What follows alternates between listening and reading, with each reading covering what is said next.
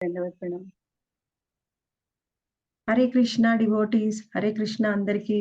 ప్రతిరోజు నిత్యం భగవద్గీతకి అందరికీ స్వాగతము. ముందుగా మన క్లాస్ స్టార్ట్ చేసుకుందు ముందు మనం జగన్నాథుని ఒకసారి దర్శించుకొని ప్రార్థనలు చేసుకుని ప్రారంభిద్దాము. జై జగన్నాథ్ బల్దేవ్ సుభద్రమాయి సుదర్శన్ కి జై. గౌర్ నితాయ్ కి, వామన్ దేవ్ కి, పరశురామ్ భగవాన్ కి, రాధా మాధవ్ కి, శ్రీల ప్రభుపాదుల వారికి జై. ఓం అజ్ఞానతిమిరాంధస్య జ్ఞానాంజనశలాకయా చక్షురున్మిలితం యేన తస్మై శ్రీగురవే నమః. ఓం విష్ణుపాదాయ కృష్ణప్రేష్ఠాయ భూతలే శ్రీమతే భక్తివేదాంత స్వామిన్ ఇతి నామినే. నమస్తే సరస్వతే దేవే గౌరవాణి ప్రచారిణే నిర్విశేష శూన్యవాది పాశ్చాత్య దేశతారిణే. జయ శ్రీ కృష్ణ చైతన్య ప్రభో నిత్యానంద శ్రీ అద్వైత గదాధర శ్రీవాసాది గౌరభక్త వృంద. హరే కృష్ణ కృష్ణ కృష్ణ హరే హరే, హరే రామ రామ రామ హరే హరే. మనం ఇప్పుడు 5వ అధ్యాయాన్ని స్టార్ట్ చేసుకున్నాము. నిన్నటి నుంచి 5వ అధ్యాయము కర్మయోగము, కృష్ణ భక్తి రసభావిత కర్మ.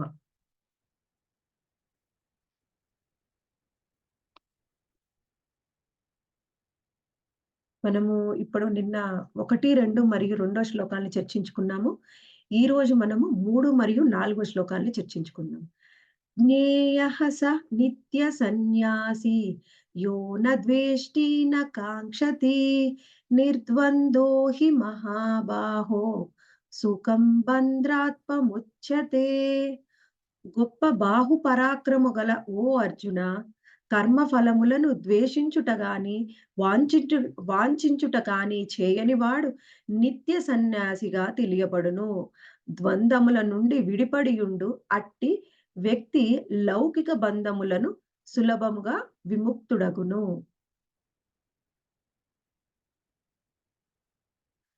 సాంఖ్యయోగౌ సాంఖ్యయోగౌ పృథగ్బాలాః ప్రవదంతి న పండితాః ఏకమప్యాస్థితః సమ్యక్ ఉభయోర్విందతే ఫలం. కేవలము అల్పజ్ఞులే భక్తియుత సేవను అనగా కర్మయోగమును భౌతిక జగత్తు యొక్క విశ్లేషణాత్మక అధ్యయమునకు అనగా సాంఖ్యమునకు భిన్నమైనదిగా పలుకుదురు. కానీ ఈ 2 మార్గములలో ఏ ఒక్క దానిని సమగ్రముగా అనుసరించినను రెండింటి ఫలములను మానవుడు పొందగలడని నిజమైన పండితులు చెప్పుదురు.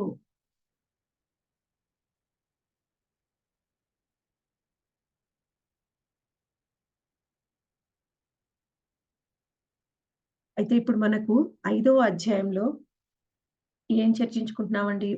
ఫస్ట్ మరియు సెకండ్ శ్లోకంలో మనకి అర్జునుడు అడిగాడనమాట. శ్రీకృష్ణ భగవానుడు 4వ అధ్యాయము చివరి 2 శ్లోకాల్లో చెప్పాడు.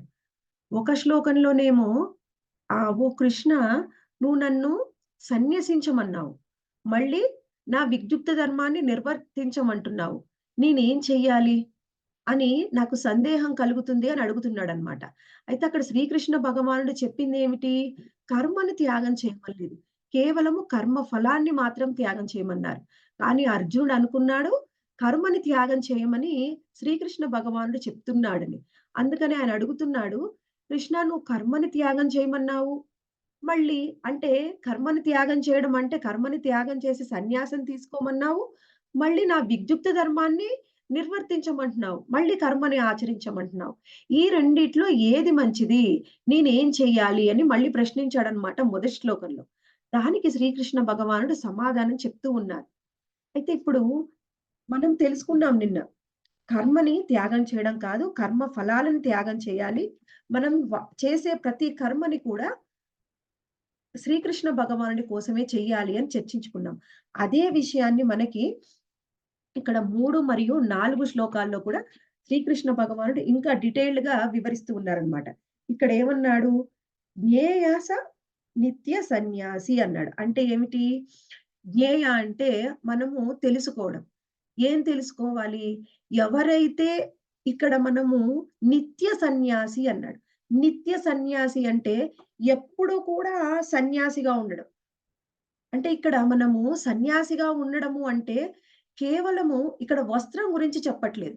వస్త్రము అంటే మనము బయటికి కనిపించే కాషాయ వస్త్రం. దాని గురించి ఇక్కడ సన్యాసం అని చెప్పట్లేదు. నిత్య సన్యాసి అంటే బయటికి కనిపించే సన్యాసం కాదు. లోపల సన్యాసి భావాలు ఉండాలి. ఇప్పుడు బయటికి సన్యాసిలాగా కనిపించడం వేరు. సన్యాసి భావాలని కలిగి ఉండడం వేరు. ఇక్కడ సన్యాసి భావాల గురించి చెప్తున్నారనమాట. ఇప్పుడు మనము అటువంటి భావాలతోని సన్యాసి భావాలని కలిగి కర్మని మనము వైరాగ్యంతో నిర్వర్తించాలి. వైరాగ్యంతో నిర్వర్తించడం అంటే ఏమిటి? ఇక్కడ మనం ఏ కర్మ పట్ల కూడా ద్వేషము కానీ, కాంక్ష కానీ ఉండకూడదు. ఏ కర్మ పట్ల ద్వేషం ఉండొద్దు, కాంక్ష ఉండొద్దు అంటే కొంతమంది సన్యాసులు ఉంటారు. ఏ విధంగా ఉంటారంటే కొంతమంది డబ్బుని ద్వేషిస్తూ ఉంటారు. కొంతమంది స్త్రీలని ద్వేషిస్తూ ఉంటారు. ఇంకొంతమంది ఎలా ఉంటారంటే ఇప్పుడు ఎవరికైనా ఆరోగ్యం బాలేదనుకోండి. ఆ డాక్టర్ ఏం చేస్తాడు? ఆహ్, ఆ వ ఎవరైతే పేషెంట్ ఉంటారో, ఆ డాక్టర్ దగ్గర ఎళ్ళినప్పుడు వాళ్ళకు స్పెషల్‌గా కొంచెం డైట్ చెప్తారు. నీకు సరిగ్గా అరగడం లేదు. నీ డైజెషన్ సిస్టమ్ సరిగ్గా లేదు కాబట్టి, నువ్వు వేయించిన పదార్థాలు తినకూడదు. అంటే ఏం చేయాలి? ఆ వేయించిన పదార్థాల పట్ల ఆ వ్యక్తి వైరాగ్యంతో ఉండాలి. అంటే ఇది నాకు సరిపడంది కాదు. కాబట్టి నేను దాన్ని తీసుకోకూడదు అనే భావంతోని అటువంటి భావాన్ని పెంపొందించుకోవాలి మనసులో. అంతే తప్ప ఎప్పుడైనా ఎవరైనా నూనె పదార్థాలు తిన్నప్పుడు అది చూస్తేనే మనము ద్వేషించడము, అసహించుకోవడము. ఇప్పుడు ఎవరికైనా షుగర్ ఉందంటే ఆ వ్యక్తి మధురమైన పదార్థాలు, తియ్యటి పదార్థాల పట్ల ఆ వ్యక్తి వైరాగ్యం కలిగి ఉండాలి. అంత మాత్రాన ఎవరైనా ఒక స్వీట్‌ని చూడగానే వాళ్ళకి ఆ స్వీట్ పట్ల ద్వేషం ఉండకూడదు. ఇప్పుడు మనం ఏదైనా సరే ద్వేషించకూడదు. ఎటువంటి వస్తువునైనా. మరి ద్వేషించకుండా ఏం చేయాలండి? ఎటువంటిదైనా సరే ఇంకొందరు ఉంటారు. ఒక సన్యాసి అంటే మనకి చెప్తూ ఉంటారు. సన్యాసులు అంటే ఏ విధమైన ఆడంబరాలకి పోకూడదు అని. కానీ ఇప్పుడు మనకి కృష్ణ చైతన్యంలో మనకేం చేస్తున్నారు? మన సీనియర్ డివోటీస్ కానీ, మన గురు మహారాజులు కానీ అన్ని రకాల గ్యాడ్జెట్స్‌ని యూజ్ చేస్తున్నారు. కానీ మనం ఏది ద్వేషించకుండా ఏ వస్తువునైనా కృష్ణ సంబంధంగా వాడాలి. అప్పుడు అది మనం సరియైన వైరాగ్యంతోని కర్మను ఆచరించడం అవుతుంది. ఇప్పుడు కర్మని ఎన్ని విధాలుగా ఆచరించొచ్చు అని మనకి శ్రీల ప్రభుపాదుల వారు పదే పదే చెప్తూ ఉంటారు. ఫల్గు వైరాగ్యం ఉండొద్దు. అంటే కృష్ణ సంబంధంగా మనం ఉపయోగించుకునే వస్తువులనైనా సరే, వ్యక్తులనైనా సరే మనం ద్వేషించకూడదు. ఇప్పుడు మాతాజీలే ఉన్నారు. స్త్రీలని కొందరు ద్వేషిస్తూ ఉంటారు సన్యాసులు. కానీ అలా ద్వేషించకూడదు. వాళ్ళని కూడా కృష్ణ సేవలో ఉపయోగించుకోవాలి. వాళ్ళని కూడా భక్తిలో పురోగతి చెంది భగవద్ధామానికి వెళ్ళే విధంగా వారికి కూడా అవకాశం ఇవ్వాలి. అంతే తప్ప ఒక లింగాన్ని అంటే ఒక జెండర్‌ని కానీ, ఒక వ్యక్తిని కానీ, ఒక వస్తువుని కానీ ద్వేషించడం వల్ల మనం ఏం పొందగలం? కొందరు ఉంటారు. వాళ్ళు మేము గొప్ప వైరాగ్యులమని చెప్పుకొని డబ్బుని ద్వేషిస్తూ ఉంటారు. అసలు డబ్బు పట్టుకుంటేనే మాకేదో అయిపోతుంది అని చెప్తారు. అలాంటి కూడా సన్యాసులు కూడా ఉన్నారు. కానీ ఇక్కడ మనకలా చెప్పడం లేదు. మనకి చైతన్య మహాప్రభువు ఉన్న సమయంలో రూప గోస్వామి ఉన్నారు. రూప గోస్వామికి చైతన్య మహాప్రభు ఇచ్చిన ఇన్‌స్ట్రక్షన్ ఏమిటి అంటే, "నువ్వు ఎక్కడైతే కృష్ణ లీలలు జరిగాయో, అక్కడ కృష్ణ మందిరాల్ని అటువంటి లీలలు జరిగిన ప్రదేశాల్ని కనుక్కొని, అక్కడ కృష్ణ మందిరాలని స్థాపించమని" చెప్పారు. అంటే ఇప్పుడు మనము ఎవరైనా డబ్బుని ద్వేషించారనుకోండి, మనం కృష్ణ మందిరం ఎలా కట్టగలం? మనము మందిరం కడితేనే కదా! అందరూ మందిరానికి వచ్చి, ఆ మందిరంలో కృష్ణ సంబంధ కథను విని, కృష్ణ భక్తుల్ని కలుసుకొని, వాళ్ళు ఆధ్యాత్మికంగా పురోగతి చెంది కృష్ణధామానికి వెళ్ళగలరు. ఇప్పుడు మనం డబ్బుని ద్వేషిస్తే, ఏ విధంగా మనము ఆధ్యాత్మికంగా పురోగతి చెందగలం? ఏ విధంగా కొత్త కొత్త కృష్ణ మందిరాల్ని కట్టగలం? మనకి చెప్తూ ఉంటారు. సన్యాసులు మనకు పాశ్చాత్య దేశాలకు అసలు సముద్రాన్ని దాటకూడదు అని చెప్తూ ఉంటారు. కానీ శ్రీల ప్రభుపాదుల వారు సముద్రాలని దాటి పాశ్చాత్య దేశాలకు వెళ్లి అక్కడ ప్రచారం చేసి, అక్కడ ఎన్నో నిధులని స్వీకరించి ఈయన ఎన్నో 108 కృష్ణ మందిరాలని మొత్తం ప్రపంచమంతా కట్టారు. అంత మాత్రాన మనము డబ్బుని ద్వేషిస్తే ఏ పని అయినా ఎలా చేయగలం చెప్పండి? అందుకనే మనకి ఆచార్యులది చేసి చూపించారనమాట. రూపగోస్వామి దగ్గరికి చాలా డబ్బు ఉన్న ఒక రాజు, సింధు రాజు వచ్చాడు. వచ్చినప్పుడు రూపగోస్వామి ఆయనకు చెప్పింది ఒకటే అన్నమాట. నేను ఏ విధంగా మీ సేవలో ఉండగలను అని అడుగుతారన్నమాట. ఇప్పుడు పూర్వకాలంలో ఏ విధంగా ఉండేదంటే కలియుగంలో కూడా ఎవరైనా సరే, ఏ గృహస్థుడైనా ఏదో ఒక సన్యాసిని ఆశ్రయించి, ఆ సన్యాసి చెప్పిన ఆదేశాలని స్వీకరించి, దానిని బట్టి వాళ్ళ జీవితాన్ని దానికి అనుగుణంగా వాళ్ళ జీవితాల్లో ముందుకు వెళ్ళేవాళ్ళనమాట. ఆ విధంగా వాళ్ళ ఆధ్యాత్మిక పురోగతి చెందేవాళ్ళు. అంటే ఇప్పుడు ఎలా ఉంది అంటే, అసలు సన్యాసి దగ్గరికి వెళ్ళడమే తప్పుగా భావిస్తున్నారు. మనము కాస్త భక్తి జీవితంలో పురోగతి చెందితే, వీళ్ళు సన్యాసం తీసుకుంటారేమో అని భయపడుతున్నారు. ఎవరైనా పిల్లలకి కొంచెము కృష్ణ భక్తిని నేర్పినా, మందిరానికి రమ్మన్నా ఆ తల్లిదండ్రులు భయపడతారు. వీళ్ళెక్కడ సన్యాసం తీసుకుంటారో అని. అంటే ఇక్కడ కొంత సాధువులతో సాంగత్యం చేసి మనం భక్తిలో పురోగతి చెందినంత మాత్రాన సన్యాసం తీసుకోమని ఎక్కడా చెప్పట్లేదు. సన్యాసం అనేది మనకి ఏం చెప్తున్నారంటే ఇక్కడ సన్యాసం అంటే శ్రీల ప్రభుపాదుల వారి భాష్యానికి అన్యులు రాసిన వాళ్ళ భాష్యాలకి ఇదే భేదం అన్నమాట. శ్రీల ప్రభుపాదుల వారు పదే పదే చెప్తూ ఉంటారు. సన్యాసం అంటే కేవలం కాషాయ వస్త్రం కాదు. సన్యాసం అంటే అది ఒక భావన. సన్యాసి భావన అనేది ఉండాలి. ఆ విధంగా మనము పాటించడాన్ని మనము యుక్త వైరాగ్యం అంటారనమాట. ఇప్పుడు కొందరు ఉంటారు శ్మశాన వైరాగ్యం. ఎవరైనా మరణించినప్పుడు వాళ్ళ శ్మశానం దగ్గరికెళ్ళి వాళ్ళు ఎంతో ధనవంతులై ఉంటారు. వాళ్ళకున్న డబ్బులో చిల్లి గవ్వ కూడా వాళ్ళు తీసుకొని వెళ్లరు. వెళ్ళలేకపోయారు. మరి ఈయనకు ఇంత డబ్బు ఉండి ఏం లాభం? మనం కూడా ఎందుకు ఆ డబ్బు కోసం తాపత్రయపడడం అని భావించి ఇంటికొచ్చి స్నానం చేసి వెంటనే అదంతా మర్చిపోతారు. అది కాదు సరి అయిన సన్యాసము, సరి అయిన సన్యాసి భావం అంటే. సరి అయిన సన్యాసి భావం అంటే యుక్త వైరాగ్యం. అది కాకుండా ఇంకొందరు ఉంటారు. మర్కట వైరాగ్యం. ఇప్పుడు ఆహ్, మర్కటం అంటే ఒక కోతి. కోతి ఏం చేస్తుందండి? ఎప్పుడు అడవిలో ఉంటుంది.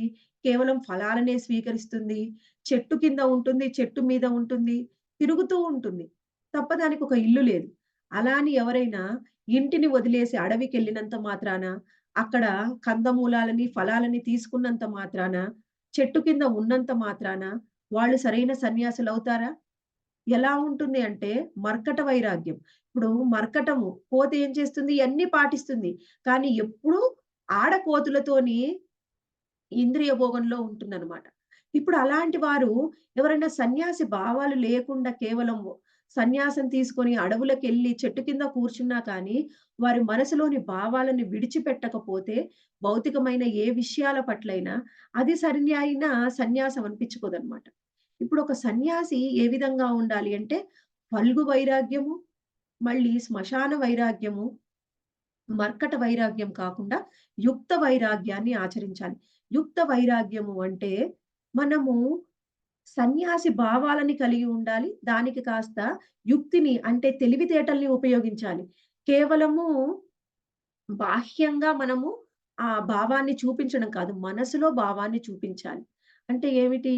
ఇక్కడ ముఖ్యంగా సన్యాసి అంటే, ఆ సన్యాసి భావాలు. అది వస్త్రంలో కాదు. అందుకని గృహస్థులు కూడా సన్యాసులే.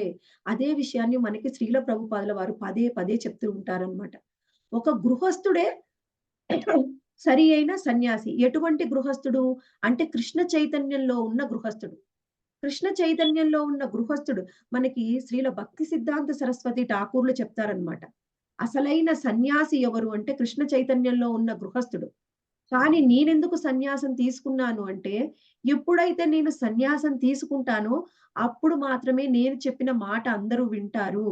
సన్యాసికి ఉన్న విలువ అటువంటిది సమాజంలో. అందుకని శ్రీల ప్రభుపాదుల వారు కూడా కృష్ణ చైతన్య ఉద్యమాన్ని ప్రచారం చేయడానికంటే ముందు ఆయన ఆల్రెడీ వానప్రస్థం స్వీకరించారు. నేను సన్యాసం తీసుకుంటేనే నా మాటకు విలువుంటుంది అని శ్రీల ప్రభుపాదుల వారు కానీ, భక్తి సిద్ధాంత సరస్వతి ఠాకూర్లు కానీ, స్వయంగా చైతన్య మహాప్రభు కానీ, చైతన్య మహాప్రభుకి అసలు సన్యాసం తీసుకోవాల్సిన అవసరమే లేదు. కానీ ఆయన నేను సన్యాసం తీసుకుంటేనే నా మాట వింటారు అని అప్పుడు అందుబాటులో ఉన్న సన్యాసాన్ని స్వీకరించి, ఆ తరువాత అందుబాటులో ఉన్న సన్యాసం అంటే మాయవాద సన్యాసం స్వీకరిస్తారు.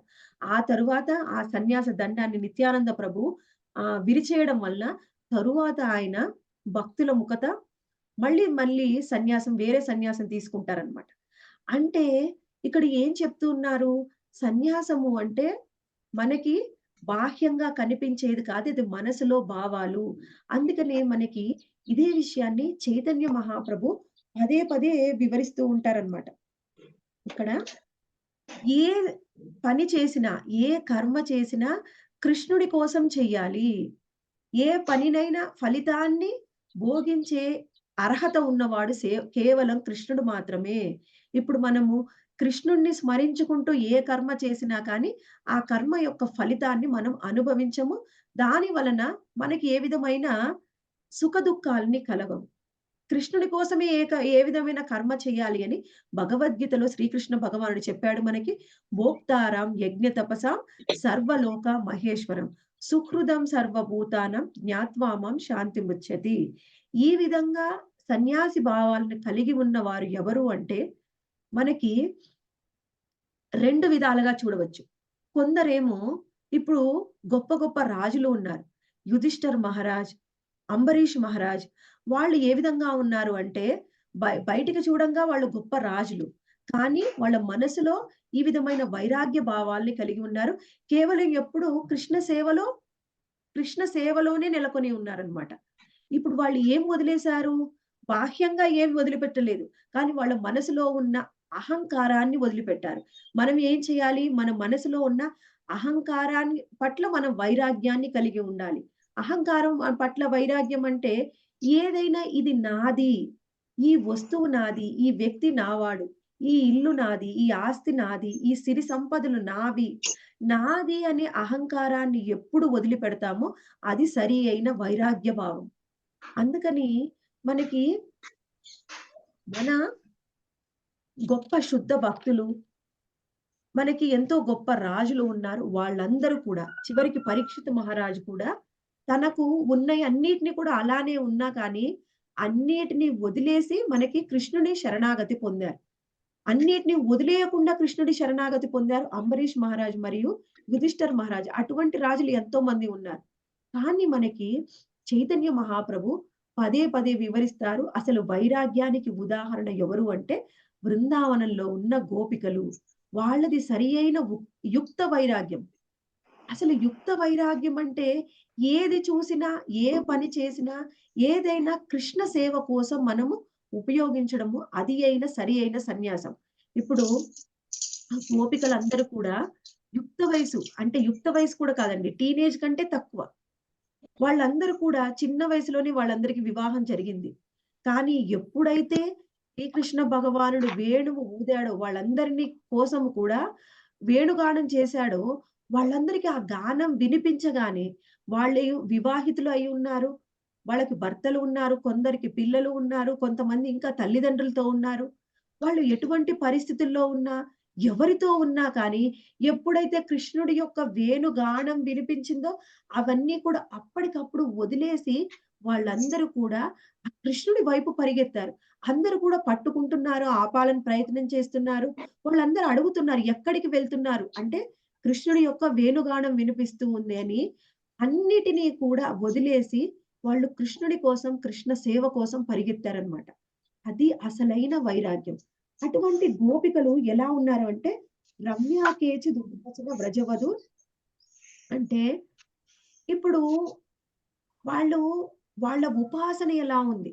అంటే వృందావన వాసుల యొక్క ఉపాసన ఎలా ఉంది అంటే కృష్ణుడే ఏదైనా, కృష్ణుడు లేకపోతే మాకు జీవితమే లేదు. అటువంటి భావన. ఇప్పుడు మనం ఏ పని చేసినా మన ఇంట్లో కానీ, మనం బయట కానీ, ఏ పని చేసినా కానీ కృష్ణుడి కోసమే నేను పని చేస్తున్నాను అని ఎప్పుడు మన మనసులో కృష్ణుడే ఉండాలన్నమాట.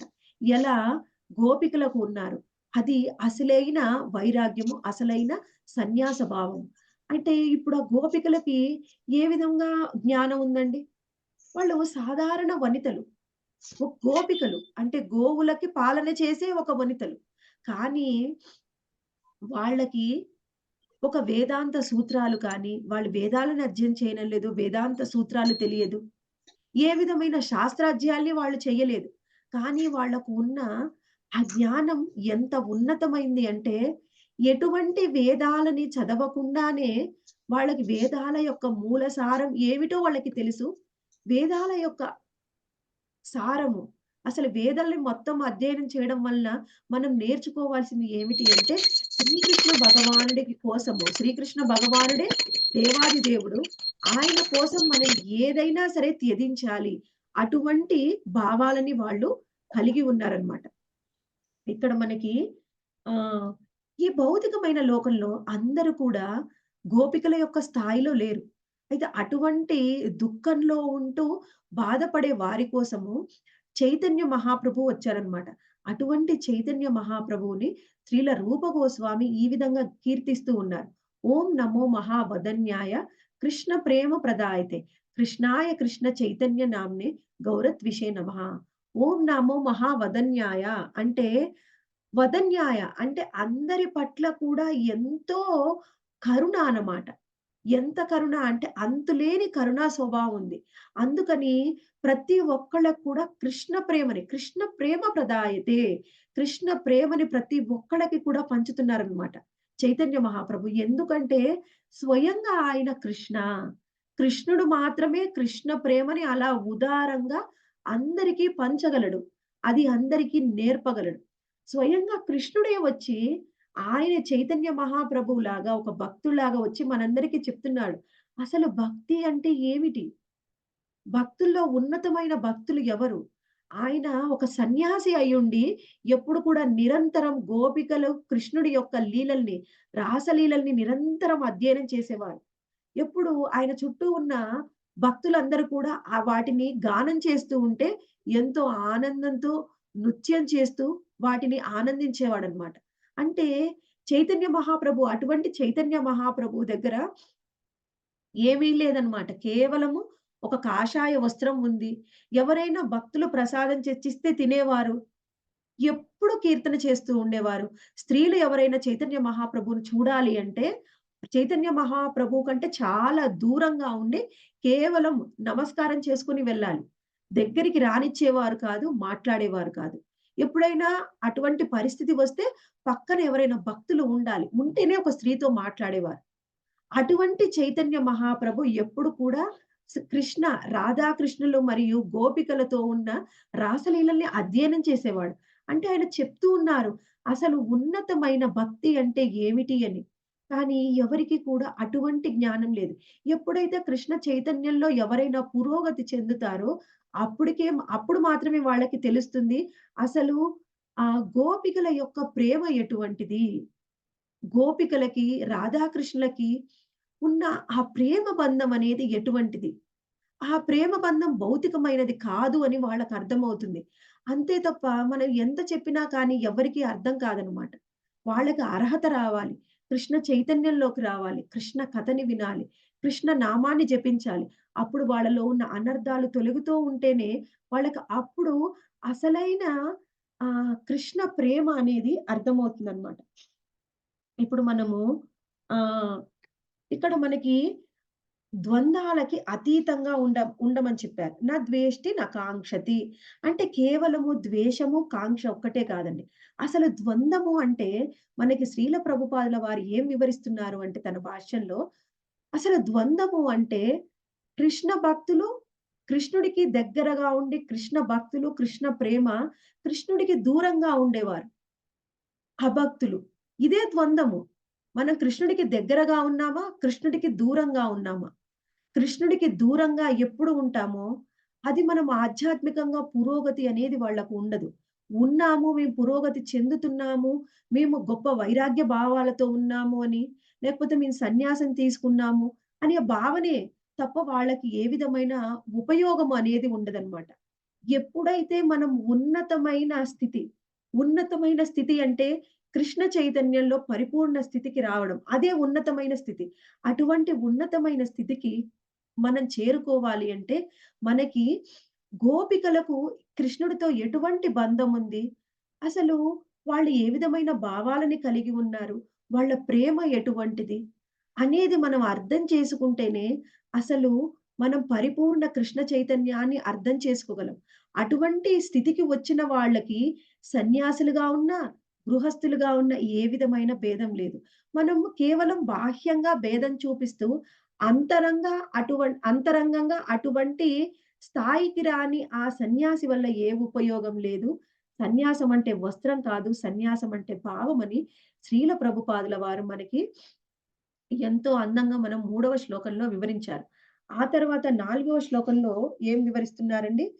సాంఖ్యయోగో పృథక్ బాలః ప్రవదంతిన పండితాః. ఇక్కడేమంటున్నారండి? సాంఖ్యయోగం పృథక్ బాలః. ఇక్కడేమంటున్నారు? సాంఖ్యయోగం గురించి వివరించారు. తర్వాత ఏమంటున్నారు?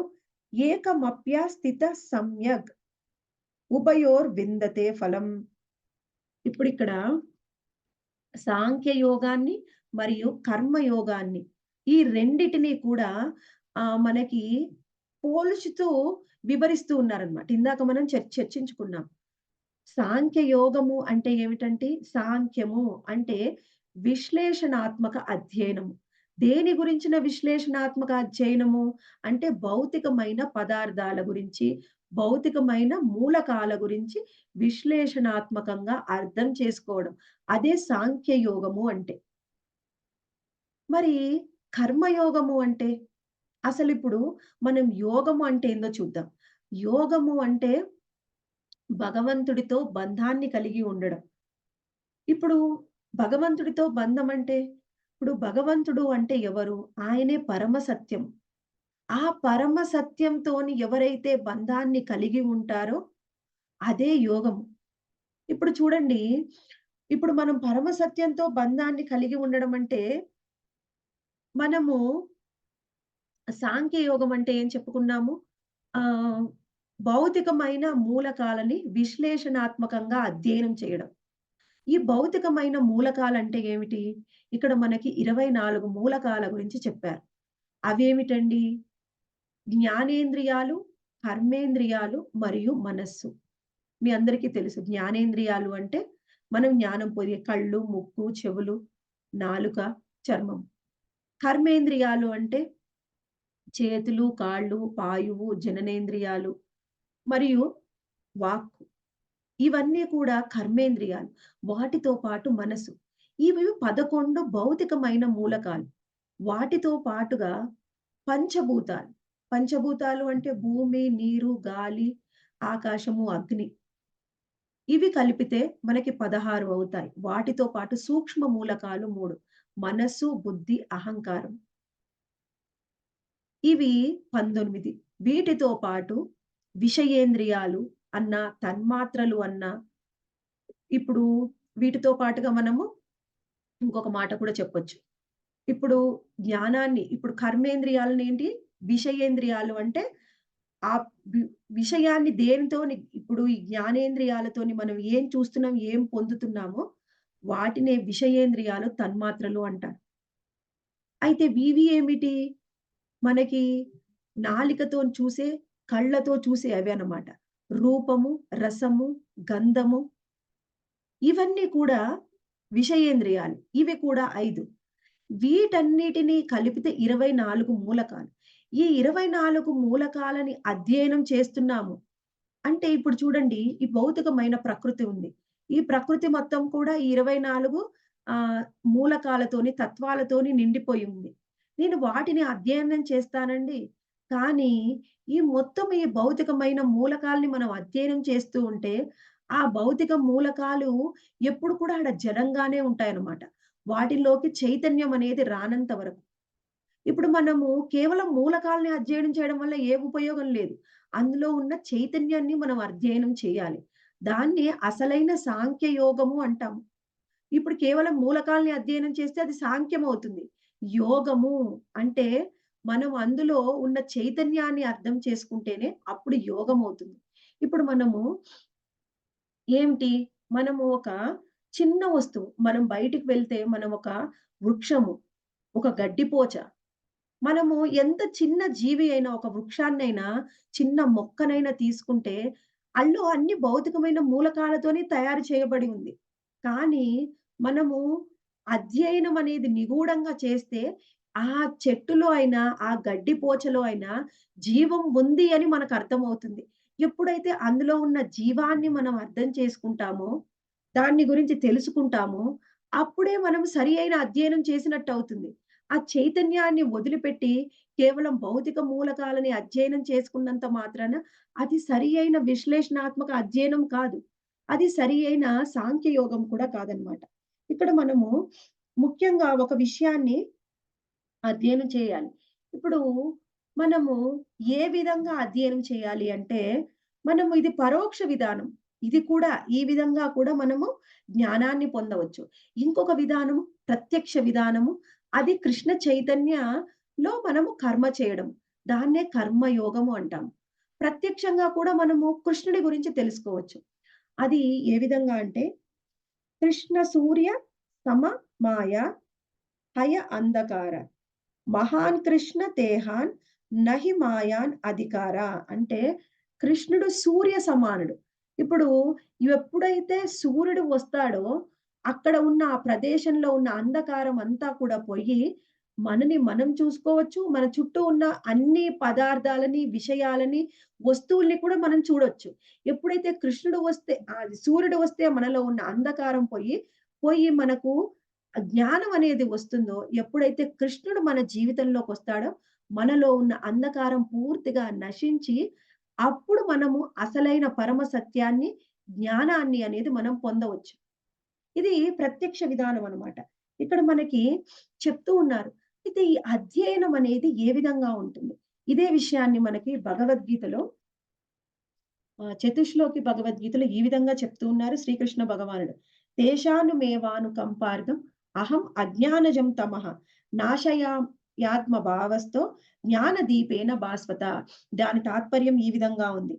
నేను వారి పట్ల ప్రత్యేకమైన కరుణను చూపించడానికి వారి హృదయాలలో వసిస్తూ అజ్ఞానం వలన పుట్టిన అంధకారాన్ని తేజోమయమైన జ్ఞాన దీపంతో నశింపజేస్తాను. కృష్ణుడు స్వయంగా చెప్తున్నాడు. వాళ్ళ మనసుల్లో పరమాత్మగా ఉండి వాళ్ళ లోపల ఉన్న అజ్ఞానాన్ని తీసేసి నేను జ్ఞాన దీపాన్ని వెలిగిస్తాను అని చెప్తున్నారనమాట. అంటే శ్రీకృష్ణ భగవానుడు చెప్తున్నాడు. నువ్వు కనుక కృష్ణ చైతన్యంలోకి వస్తే అంటే కృష్ణ చైతన్యంలోకి వస్తేనే నాకు జ్ఞాన దీపాన్ని ఇస్తారా? లేకపోతే ఇవ్వరా అండి? అంటే అప్పుడు కూడా ఇస్తారు. కానీ ఒక భేదం ఉంది. ఒక ఆహ్, ఒక బిజినెస్ రన్ చేస్తున్నామనుకోండి. ఆ బిజినెస్‌లో మనతో పాటుగా ఎంతోమంది ఎంప్లాయీస్ ఉన్నారు. ఆ ఎంప్లాయీస్ అందరి పట్ల కూడా ఒక మంచి భక్తుడే ఉన్నాడనుకోండి. ఎంప్లాయీస్ అందరి పట్ల కూడా మంచి భావం కలిగి ఉన్నాడు. వాళ్ళ కష్ట సుఖాల్ని తెలుసుకుంటున్నాడు. వాళ్ళ అన్ని అవసరాల్ని తీరుస్తున్నాడు. వాళ్ళకి మంచి జీతం కూడా ఇస్తున్నాడు. కానీ తన సొంత పిల్లలున్నారనుకోండి, వాళ్ళ పట్ల ఉండే బాధ్యత, ప్రేమ ఇటువంటిదే. కానీ ఇంకొంచెం ఎక్కువ. సొంత పిల్లల పట్ల ఎవరికైనా ఇంకా ఎక్కువ ప్రేమ ఉంటుంది కదండీ! ప్రాణ సమానంగా చూసుకుంటారు వాళ్ళని.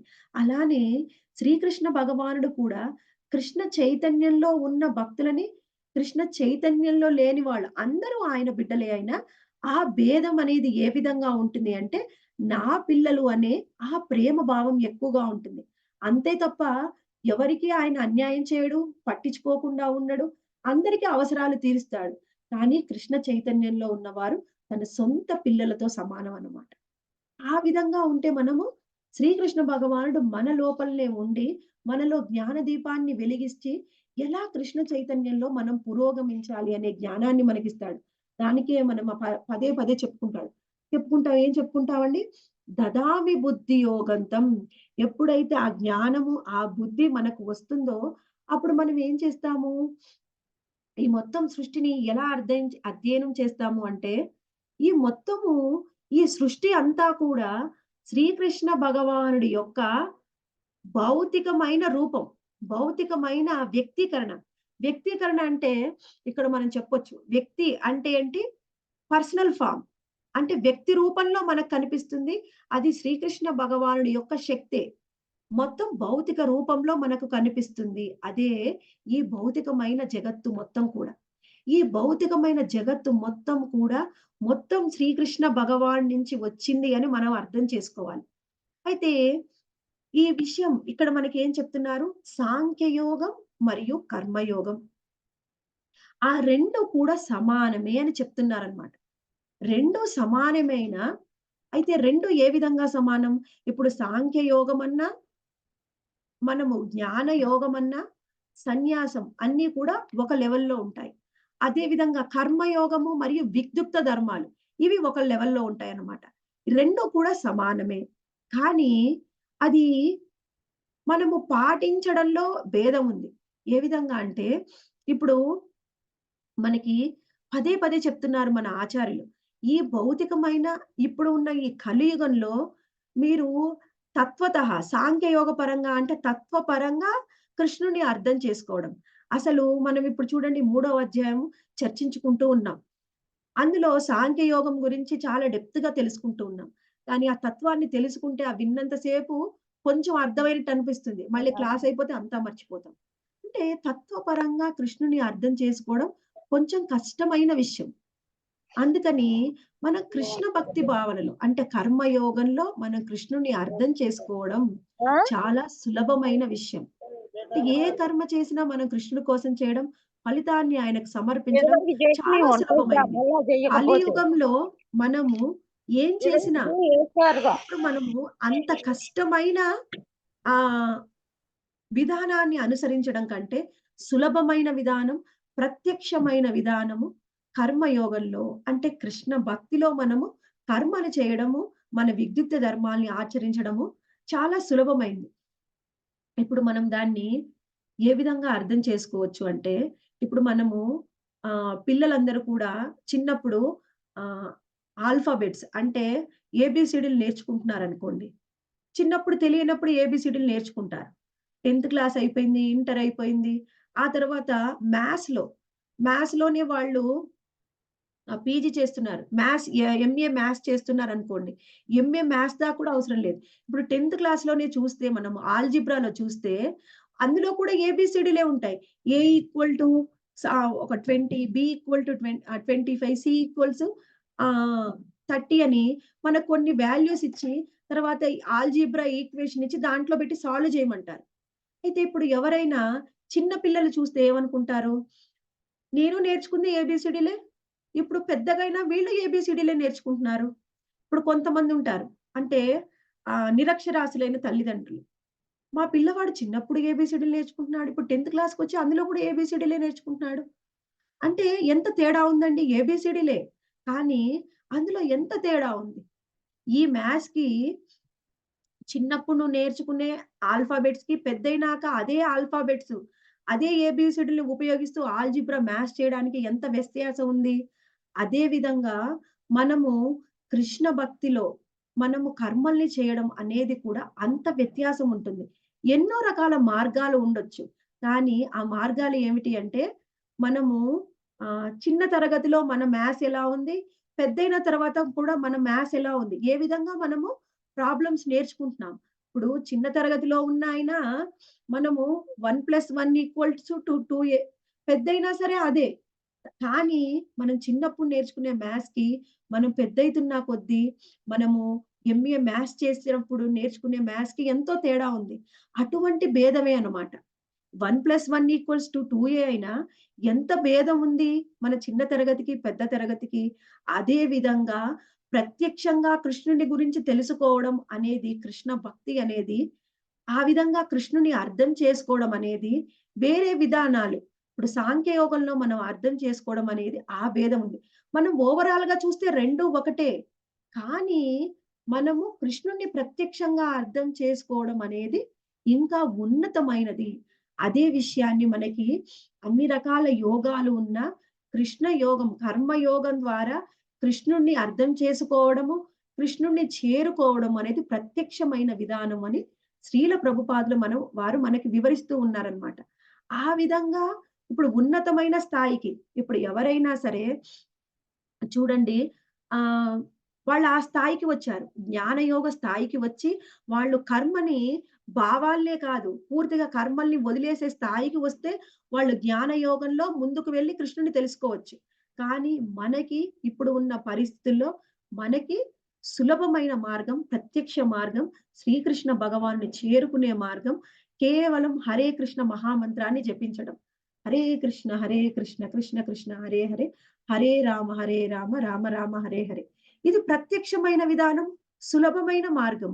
మనం దీన్ని వదిలేసి ఇప్పుడు ఇది ఉత్తమమైన మార్గం ఉన్నా కానీ, మనం తక్కువమైన మార్గాలని పట్టుకోవడము మన సమయం వృధా అన్నమాట.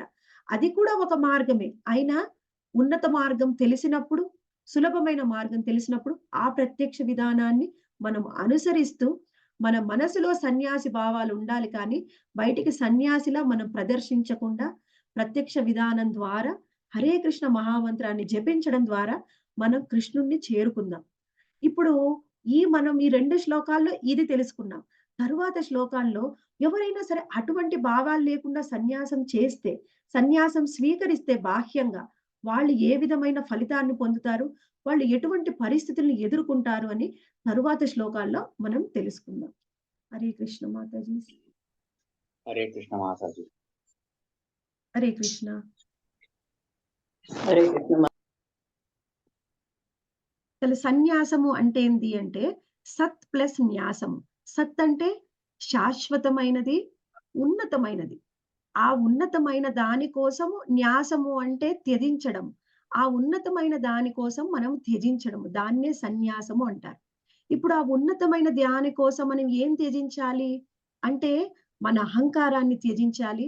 ఇంకొకటి ఇప్పుడు మనము ఏ పని అయినా కృష్ణ సేవగా చేసినప్పుడు, కృష్ణ సేవగా మనము సన్యాసిగా ఉంటే ఎక్కువ కృష్ణ సేవ చేయగలమా? గృహస్థిగా ఉంటే ఎక్కువ సేవ చేయగలమా? అప్పుడు కృష్ణుడు మనకి ఆ బాధ్యతని ఇస్తాడన్నమాట. అర్హులైన వ్యక్తులకి కృష్ణుడే మార్గం చూపిస్తాడు. నువ్వు గృహస్థిగా ఉండాలా? సన్యాసిగా ఉండాలని. ఇప్పుడు చూడండి భక్తి సిద్ధాంత సరస్వతి ఠాకూర్లకి నువ్వు సన్యాసిగా ఉండమని ఇన్‌స్ట్రక్షన్ ఇచ్చాడు. శ్రీల ప్రభుపాదుల వారికి ఏం చెప్పారు? నువ్వు గృహస్థుడిగా ఉండి తరువాత సన్యాసం తీసుకోమన్నారు. ఇద్దరు కూడా మనకి శ్రీల భక్తి సిద్ధాంత సరస్వతి ఠాకూర్లు లయన్ గురువు అంట.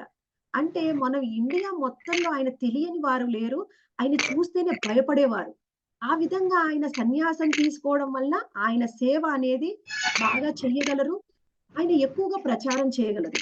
కానీ శ్రీల ప్రభుపాదుల వారు ఒక గృహస్థుడుగా అంటే ఇప్పుడు చూడండి, గృహస్థుడిగా ఉంటే మనం ఆయన చెప్పింది ఎక్కువగా మన తలకెక్కించుకుంటాం. ఎందుకంటే చూడండి మాతాజీ, శ్రీల ప్రభుపాదుల వారు ఏమైనా చెప్పారనుకోండి, వాళ్ళకేందండి ఇన్ని భాష్యాలు రాశారు. వాళ్ళు సన్యాసులు కాబట్టి చెప్పారు.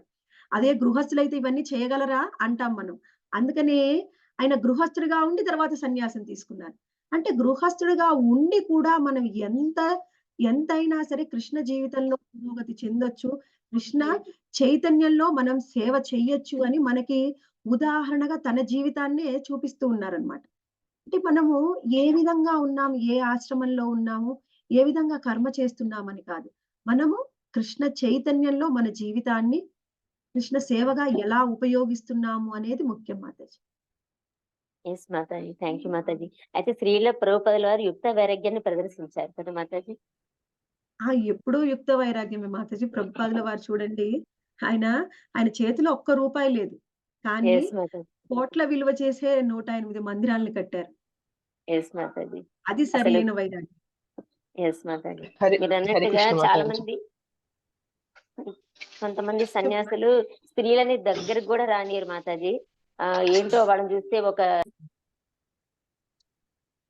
ఇప్పుడు సాంఖ్యం అంటే ఏమిటంటే మాతాజీ, భౌతికమైన భౌతికమైన మూలకాలని ఆహ్, అది కేవలము భౌతికం. ఇప్పుడు చూడండి, ఆధ్యాత్మికమైనది, భౌతికమైనది 2 కలిపితేనే సాంఖ్య యోగం అండి. సాంఖ్యం అంటే భౌతికమైనవి. యోగము అంటే దానిలో ఉన్న చైతన్యాన్ని మనం అర్థం చేసుకోవడం. ఇప్పుడు యోగం అంటే ఏమిటి? భగవంతుడికి దగ్గర కావడం. దేని ద్వారా? సాంఖ్యం ద్వారా భగవంతుడికి దగ్గర కావడం. సాంఖ్యం అంటే ఏంటి? మనం మొత్తం ఉండే ఈ భౌతికమైన మూలకాలు ఏమిటి?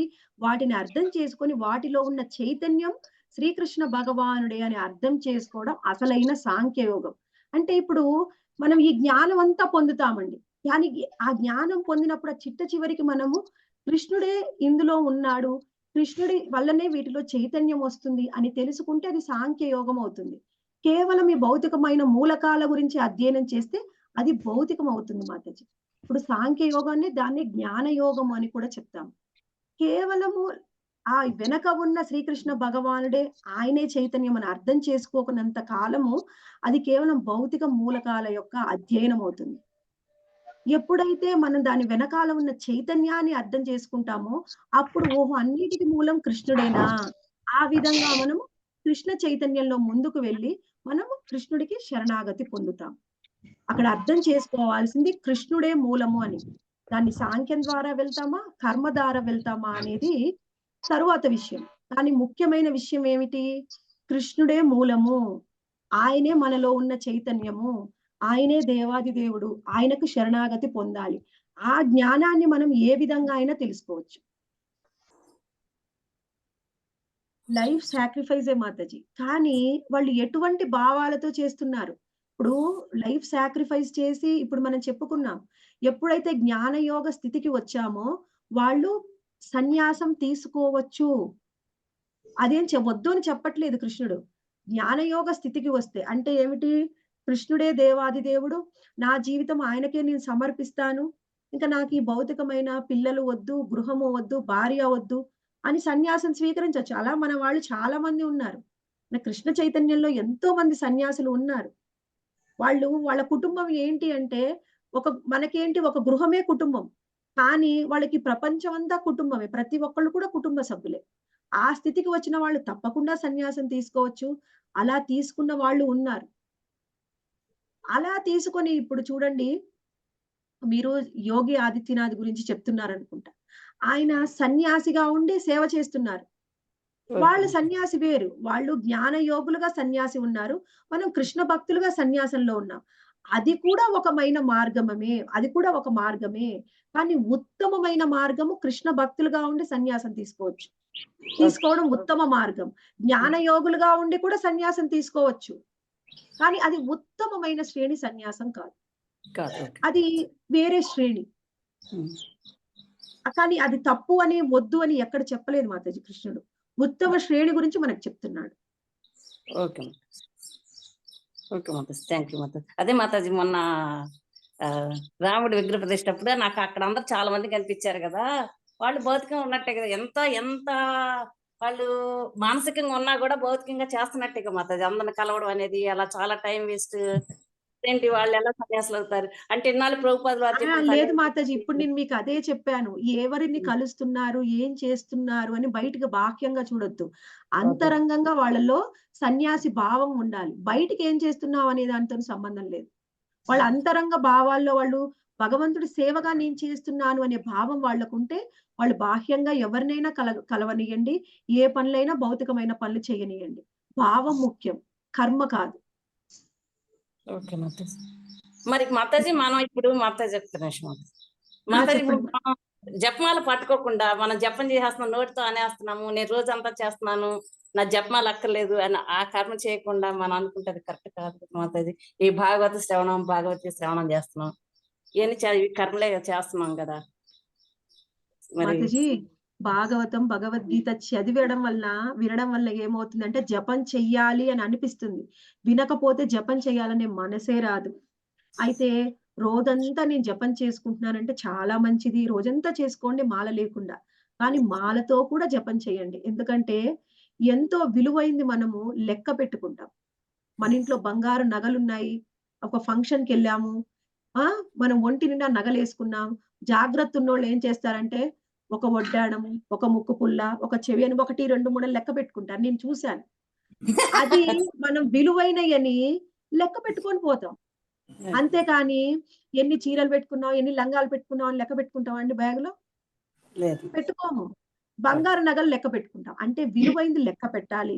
లెక్క లేకుండా కూడా చేయండి. లెక్కతో కూడా చేయాలి. అప్పుడే అది సరి అయింది. లెక్క పెట్టాల్సిందే. అది రూల్ మాతాజీ. మన ఆచార్యులు అలానే చెప్పారు. లెక్క పెట్టండి. లెక్క లేకుండా మీకు ఇష్టమైనన్ని చేయండి. Okay okay, thank you Mataji, clarify. జపమాల మాతాజీ స్పర్శ వల్ల కూడా భగవంతుని యొక్క నామాన్ని